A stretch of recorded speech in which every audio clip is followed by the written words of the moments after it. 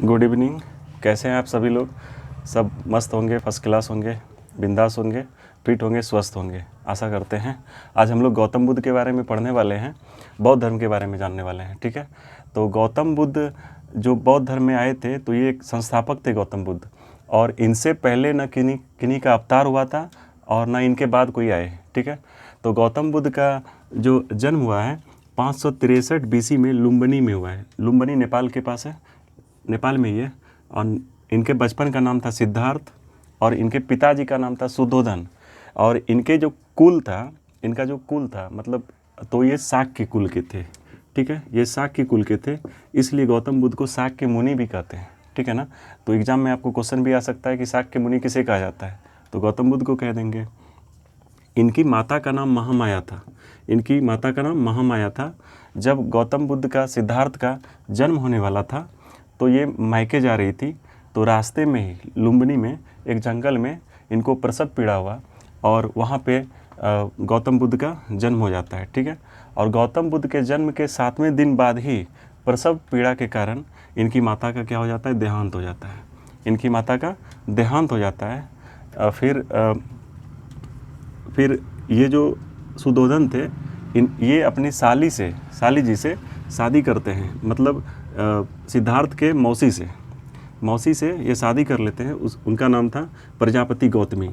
ये बड़े ही प्यार से लालन पालन पोषण गौतम बुद्ध का करता है, और इसलिए यही कारण है कि गौतम जो नाम पड़ा है ना गौतम बुद्ध का, ये इन्हीं के वजह से पड़ा है, गौतमी की वजह से, क्योंकि गौतमी ने इनका लालन पालन पोषण किया था। ठीक है, और फिर जब इनका जन्म होता है तो वहाँ पे बहुत ज्योतिषी वगैरह आता है। तो उस समय तो जितना भी ज्योतिषी लोग आता है ना, तो उस समय सबको कहता है कि मेरा बेटा कैसा है, देखिए थोड़ा सा शुद्धोधन। तो उनमें से एक 12 साल का कोई लड़का था, ज्योतिषी ही था। वो कहता है कि ये जो लड़का है ना आपका, या तो बहुत बड़ा ज्योतिषी बनेगा या तो चक्रवर्ती सम्राट बनेगा। हाँ, तो चक्रवर्ती सम्राट के बारे में जो बताया ना, तो बहुत ज़्यादा खुश हुआ शुद्धोधन। लेकिन जब जैसे ही पता चला कि मेरा बेटा क्या होने वाला है, चक्रवर्ती सम्राट भी बन सकता है ना, बहुत ज़्यादा टेंशन में हो गया। क्यों? क्योंकि कोई बाप नहीं चाहता है, कोई भी पिता नहीं चाहता है कि मेरा बेटा साधु संत सन्यासी बने। चाहता है कि प्राइम मिनिस्टर बने, कलेक्टर बने, DM बने, मजिस्ट्रेट बने, ऑफिसर बने। ठीक है ना, तो बताया कि अच्छा ये बताइए इसका कोई उपाय है। तो बताया एक उपाय हो सकता है बाद में, तो आप इसका क्या कीजिए, शादी बहुत जल्दी करा दीजिएगा। ठीक है ना, क्योंकि इनका जो रास्ता रहेगा ना, बहुत पढ़ लिख के अगर मतलब शादी करा दीजिएगा इनका, तो ये हो सकता है कि ये मतलब सन्यास नहीं बने। ठीक है, तो उसके बाद इनका शादी एक बहुत ही सुंदर लड़की से, यशोधरा से हो जाता है, और इनको मन नहीं लगता है वहाँ पे। ठीक है ना, तो एक दिन क्या होता है, उनको फिर एक बेटा होता है जिसका नाम था राहुल। क्या नाम था? राहुल। तो इनको सिद्धार्थ को एक औरत आती है, महिला आती है, कहती है कि आपको एक पुत्र हुआ है। ठीक है ना, तो एक तो वजह था कि यशोधरा की वजह से ये बाहर नहीं जा पा रहे थे, मतलब वैराग जीवन जीना चाह रहे थे। तो एक पुत्र हो गया, बेटा हो गया, तो जिस वजह से वो सोच रहे थे कि ये तो एक बाधा हो गया। ठीक है ना, तो वो एक बोलने वाले थे कि ये एक बाधा आ गया है, तो बोला ए राहुल आ गया। राहुल मतलब ये होता है एक और संकट, एक और बाधा। हाँ, तो वो बोले राहुल हो गया। हाँ, तो वो सोची कि राहुल इसका नाम ही रख देंगे। ठीक है, तो राहुल उसका नाम रख दिया। राहुल मतलब होता है एक और बाधा। ठीक है, तो गौतम बुद्ध अचानक एक बार क्या होते हैं, दृश्य मतलब रास्ते में 4 दृश्य देखते हैं। ठीक है, कहीं सैर पे जब निकल रहे होते हैं तो वहाँ पे क्या करते हैं, 4 दृश्य देखते हैं, जिसमें से एक बूढ़ा आदमी को देखते हैं, एक बीमार आदमी को देखते हैं, और एक शव को देखते हैं, और एक सन्यासी को। तो इन तीनों को देखने के बाद उनका मन बहुत ही बेचैन हो जाता है,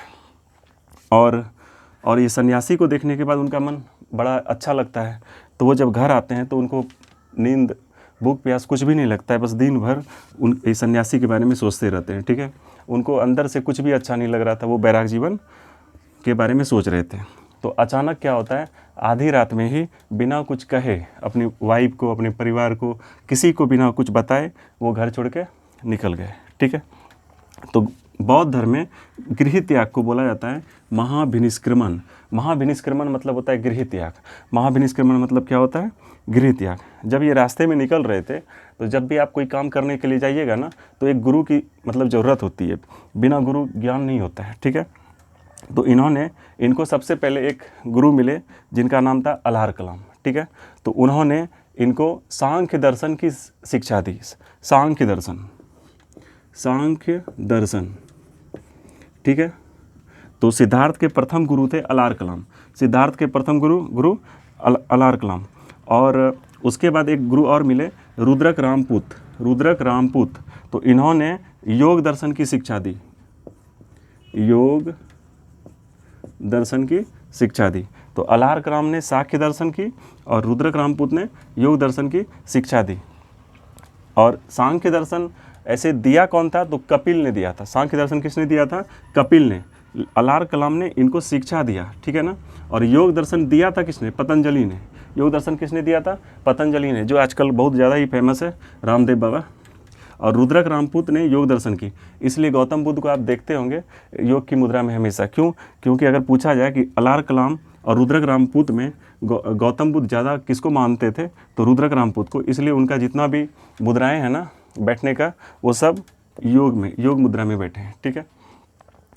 तो वो क्या हुए, रास्ते में जब जा रहे थे ना, तो उनको 5 दोस्त मिले। बोले चलो हम लोग ज्ञान की प्राप्ति करेंगे, चलते हैं कहीं। तो वो चले गए थे, बनारस चले गए थे। कहाँ चले गए? उत्तर प्रदेश में एक जगह है बनारस, वहाँ पे एक जगह है सारनाथ में। वहाँ पे वो 5 दोस्त मिलके और गौतम बुद्ध के साथ मिलके, वो गौतम बुद्ध तो उस समय हुए नहीं थे ना, वो सिद्धार्थ थे, ठीक है। तो उन तपस्या करने लगे। जब वो तपस्या करने लगे ना, तो आधी रात में 5 बैठे थे, गौतम बुद्ध भी बैठे थे। तो एक लड़की आती है और पायल का छन छन आवाज़ होता है। तो उसमें गौतम बुद्ध का ध्यान हट जाता है वहाँ से। तो उसके बाद वो वहाँ से छोड़ के वो सारनाथ से गए थे। कहाँ गए थे? सारनाथ। तो 5 दोस्त का ध्यान लगा ही रहा, गौतम बुद्ध का ध्यान हट गया वहाँ से। तो फिर वो वहाँ से हट के वो सोचे कि यहाँ से हमको ज्ञान की प्राप्ति नहीं हो सकता, यहाँ बहुत बाधा है, ठीक है ना, यहाँ से स्टूडेंट लोग को सीख लेनी चाहिए। तो सारनाथ से वो कहाँ चले गए? सारनाथ से वो चले गए गया। सारनाथ से कहाँ चले गए? वो गया, बिहार आ गए। मतलब ये यूपी में था और ये बिहार आ गए। बोला चलो बिहार में ही ज्ञान की प्राप्ति होगा, ठीक है। बिहार जब आए तो 6 वर्ष तक बहुत ज़्यादा कठिन तपस्या की। हाँ, तो चूँकि इनका जन्म जो हुआ था ना 563 BC में हुआ था, और जब ये आए थे यहाँ पे तो उस समय ये 35 वर्ष के हो चुके थे। हाँ, 6 वर्ष तक कठिन तपस्या किए गया में जाके, ठीक है। और वो जो जगह था ना, वो गया था, और वहाँ पे निरंजना नदी, इस नदी का दूसरा नाम फाल्गु नदी भी है, ठीक है। और पीपल वृक्ष के नीचे बैठ के अच्छे से वहाँ पे उनका ध्यान वो किए, ठीक है। तो उनको वहाँ पे ज्ञान की प्राप्ति 6 वर्ष की कठिन तपस्या के बाद उनको ज्ञान का प्राप्ति होता है, ठीक है। तो बौद्ध धर्म में ज्ञान की प्राप्ति को ही बोला जाता है निर्वाण मतलब मोक्ष की प्राप्ति। मतलब आपको सब कुछ पता है क्या सही है क्या गलत है, निर्वाण का प्राप्ति उनको हो गया।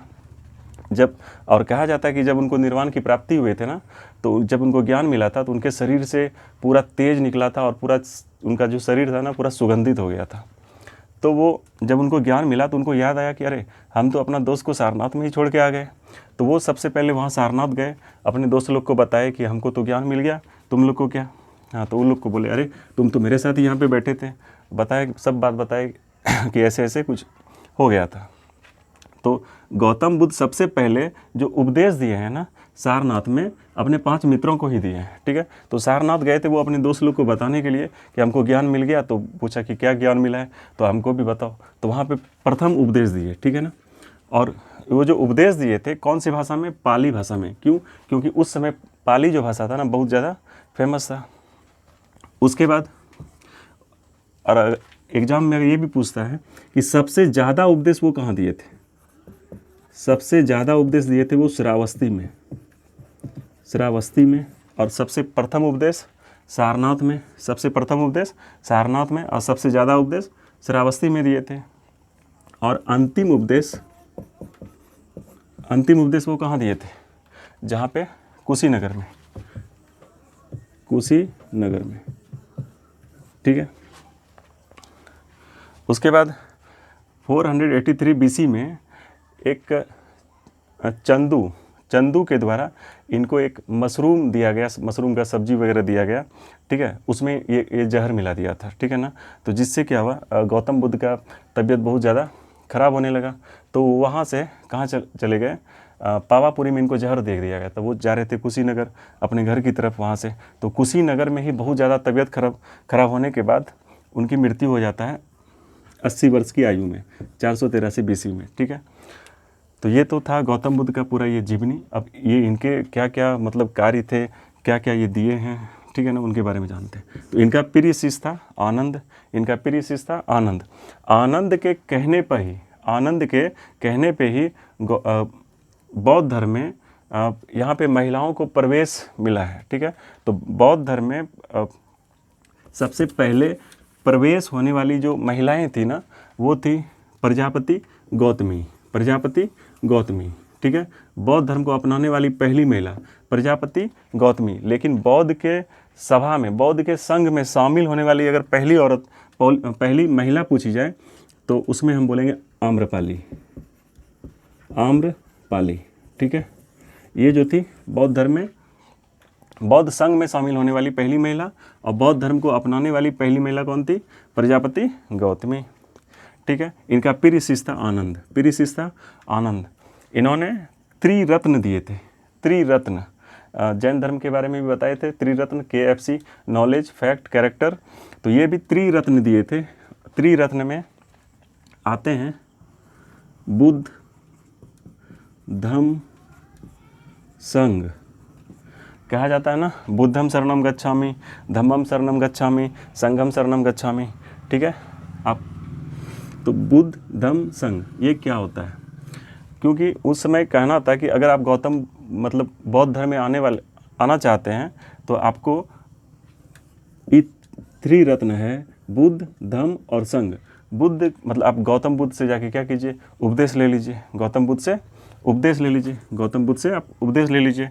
अब देखिए गौतम बुद्ध तो उस समय थे, लेकिन उनके बाद मतलब वो तो चले गए ना, तो उनके बाद अब उपदेश कौन देगा। तो उसके बाद उनका क्या है ना, कुछ आप किताब वगैरह सब पढ़िए, उनका जो ग्रंथ वगैरह जितना भी आज हम लोग धर्म मानते हैं वो कहाँ से, किताब से ही, ग्रंथ से ही। तो धम्म ये हो गया, धम्म पुस्तक से, और संघ हो गया। अगर और या तो फिर क्या कीजिए, अगर आपको किताब पढ़ने में मन नहीं लगता है तो क्या करेंगे, उसके संघ में जाके शामिल हो जाएंगे। ऐसे भी इसको समझ सकते हैं। अगर आपको सच में अच्छा रिजल्ट लेना है तो क्या कीजिएगा, या तो आप टीचर के पास जाइए, इसका मतलब बुद्ध हो गए आप, क्या हो गए, बुद्ध के पास जाइए। या फिर क्या कीजिए, अगर टीचर नहीं मिल पा रहा है तो मतलब टीचर नहीं मिल पा रहा है तो क्या कीजिए, पुस्तक पढ़ लीजिए।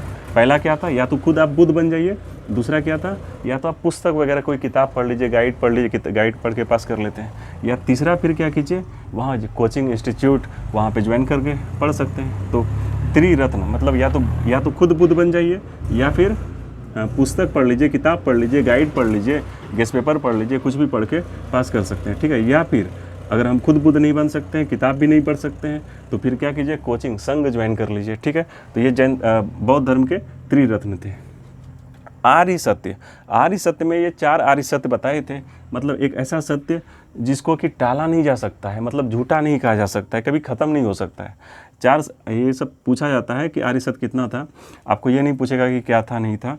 फिर भी इन्होंने ये कहा था कि पूरा विश्व जो है ना दुखों से भरा, ये जो संसार है ना पूरा दुखों से भरा है, ठीक है। दुख के बारे में ये 4 सत्य बताए थे।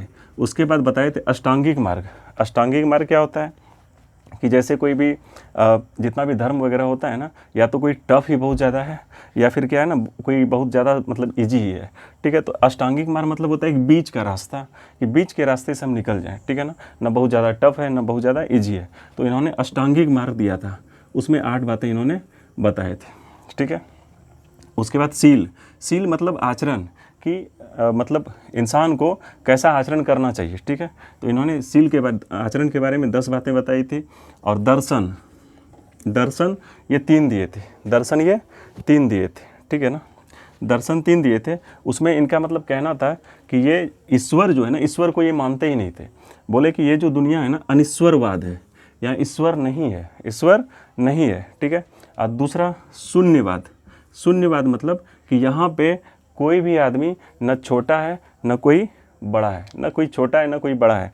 जैसे देखिए कोई बड़ा क्यों नहीं है, क्योंकि हो सकता है कि बहुत बड़ा आदमी हो, वो जाके क्या हो सकता है ना, कुछ समय के बाद कुछ नहीं रहे। जैसे आप देख लीजिए राहुल गांधी का बहुत ज़्यादा वर्चस्व था, कांग्रेस का बहुत ज़्यादा वर्चस्व था, आज क्या है, कुछ भी नहीं है। और अब कोई छोटा को आप छोटा मत समझिए। जैसे एक चाय बेचने वाला क्या हो जाता है, प्रधानमंत्री बन जाता है। तो ये था शून्यवाद, मतलब कोई छोटा नहीं है, कोई बड़ा नहीं है। और क्षणिकवाद, और क्षणिकवाद मतलब क्या होता है ना, कुछ भी यहाँ परमानेंट नहीं है, ना कोई एज परमानेंट है ना, मतलब कुछ भी ना आयु परमानेंट है, ना हम परमानेंट, इस दुनिया में कुछ भी परमानेंट नहीं है, ठीक है ना। तो अनिश्वरवाद, शून्यवाद और क्षणिकवाद, ठीक है, इनके 3 दर्शन थे, अनिश्वरवाद, शून्यवाद, क्षणिकवाद। इनका मतलब ईश्वर पे कोई मान्यता नहीं था, इनका कहना था कि ईश्वर है ही नहीं। शून्यवाद मतलब यहाँ कुछ भी, कोई छोटा कोई बड़ा नहीं है, सब बराबर है। और क्षणिकवाद, क्षणिकवाद मतलब कुछ भी परमानेंट नहीं है। इनका ये क्या था, 3 दर्शन था। अभी आते हैं तो देखिए जैन धर्म का क्या था ना, जैन धर्म उतना ज़्यादा विकसित क्यों नहीं हो पाया, क्योंकि जैन धर्म जब महावीर ख़त्म हुए ना, उनका जब वो हो गया, देहांत हो गया, तो उनके बाद कोई सभा करने वाला कोई नहीं था, मीटिंग करने वाला कोई नहीं था। लेकिन जैसे ही गौतम बुद्ध की मृत्यु मतलब मृत्यु को बौद्ध धर्म में महापरिनिर्वाण कहा जाता है, ठीक है। देखिए गृह त्याग को क्या बोलेंगे, महाभिनिष्क्रमण। गृह त्याग को क्या बोलेंगे, महाभिनिष्क्रमण।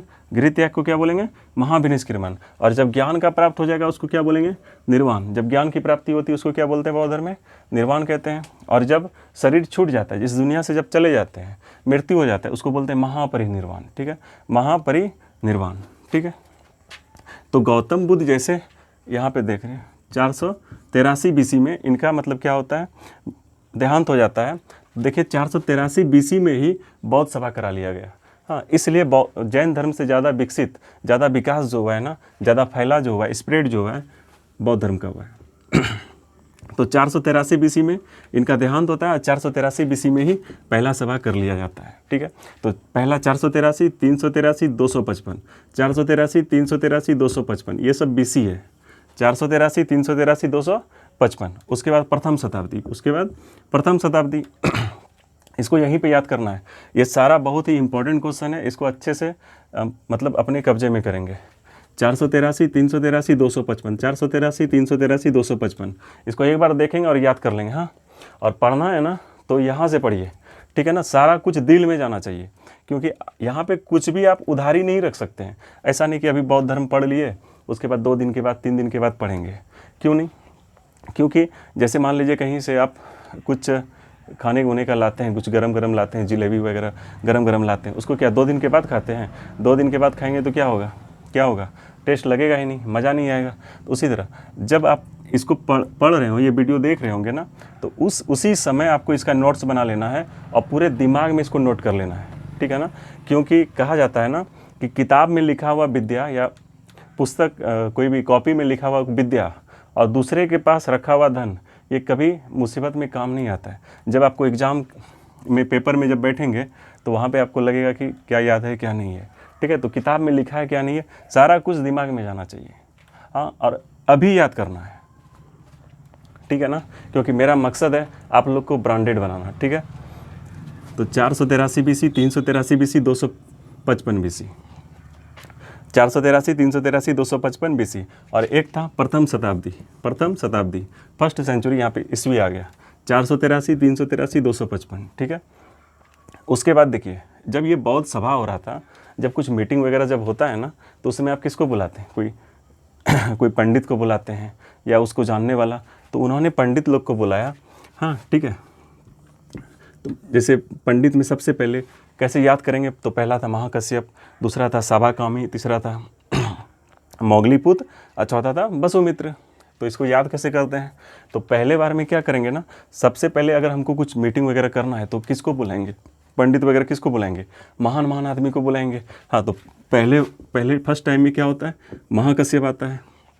दूसरे बार में क्या करेंगे ना, दूसरे टाइम में क्या करेंगे, सभाकामी, मतलब धीरे धीरे सबको बता देंगे कि मेरे यहाँ बहुत बड़ा महान पंडित लोग आया है। तो सभाकामी क्या करेंगे, सभाकामी सबको जाके बताएंगे ना, घर में कुछ फंक्शन वगैरह होता है तो जैसे कोई हमारे यहाँ गेस्ट वगैरह आता है, कुछ बड़ा जैसे पंडित आता है, मौलाना आता है, कोई भी आता है, तो हमारे यहाँ महान आदमी जब आता है ना, तो क्या करते हैं हम सबको जाके बताते हैं, ठीक है। अब बताते कैसे हैं, उसके बाद ऐसा थोड़े एक कार्ड वगैरह दे देंगे, मौखिक ही बता देते हैं।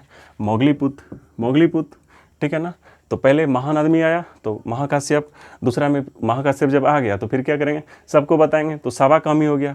और तीसरा में क्या हुआ, मोगलीपुत, मतलब सावाकामी, मतलब सबको जब बुला दिए फिर एक बार फिर मौखिक बोल देंगे, ठीक है ना, लिख के नहीं देना है। और उसके बाद लास्ट में होता है वसुमित्र। जब हमारे यहाँ सब आदमी आ जाएगा ना तो सब हमारा क्या हो जाएगा, मित्र हो जाएगा। So simple. तो महाकाश्यप, सावाकामी, मोगलीपुत, वसुमित्र, ये बौद्ध सभा के क्या थे, पंडित लोग थे। तो महान कैसे याद करेंगे इसको, पहले फर्स्ट टाइम में महाकाश्यप कैसे, महान महान लोग को बुलाएंगे, दूसरे में सबको जाके बता देंगे, तीसरे में मौखिक ही बोल देंगे, आज लास्ट में सब मेरा क्या हो जाएगा, मित्र हो जाएगा, सब क्या हो जाएगा, मित्र हो जाएगा, ठीक है। उसके बाद उस समय जो राजा थे ना, तो महाकाश्यप जब प्रथम संगति हुआ था, बौद्ध संगति, इसको हटा देते हैं। प्रथम जो बौद्ध संगति हुआ था उस समय जो राजा थे ना, शासक थे अजातशत्रु। कौन थे, अजातशत्रु, ठीक है, कौन थे, अजातशत्रु। उसके बाद सावाकामी में कालाशोक थे, कलाशोक। उसके बाद अशोक, फिर फोर्थ में कनिष्क को द्वितीय अशोक भी कहा जाता है, ठीक है। तो पहला अजातशत्रु, दूसरा कलाशोक, तीसरा अशोक, कालाशोक अशोक, उसके बाद कनिष्क।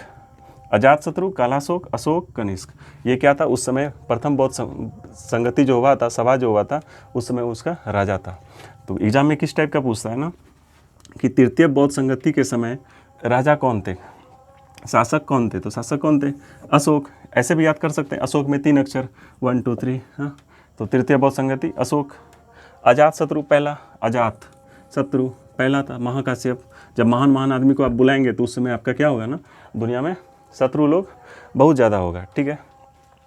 जब आपको लोग मेहनत से नहीं गिरा सकता है ना, तो वो क्या करेगा ना, मेहनत से हरा नहीं सकता है, तो वो आपको एक चाल चलेगा बदनामी करने का, ठीक है। बदनाम से आपको क्या करेगा ना, गिरा देगा। तो इतना मेहनत करना है यहाँ से और यहाँ से कि उसका हर चाल क्या हो जाए ना, फीका पड़ जाए। तो मेहनत बहुत ज़्यादा करना है, समय आ गया है अब मेहनत का, बहुत ज़्यादा मेहनत का, ठीक है। इस दुनिया में मेहनत तो वही कर रहा है ना, लेकिन सबको कुछ मिल रहा है नहीं ना। जो हट के थोड़ा कर रहा है, स्मार्ट स्टडी करेगा, एकदम आपका सब कुछ ये है, ठीक है ना। ऐसा पढ़ना है और ऐसा एग्ज़ाम में लिखना है कि वो जो लिखे ना, वो इतिहास बन जाए, ठीक है। तो सारा कुछ आपको यहीं पे याद करना है और एक अलग लेवल पे पढ़ाई को लेके जाना है, ठीक है। और इंटरटेन करके, जब मन न लगे तो पढ़ना है, ऐसा करना है। तो महान जब आदमी होगा तो उस समय आपका क्या हो जाएगा, अजातशत्रु।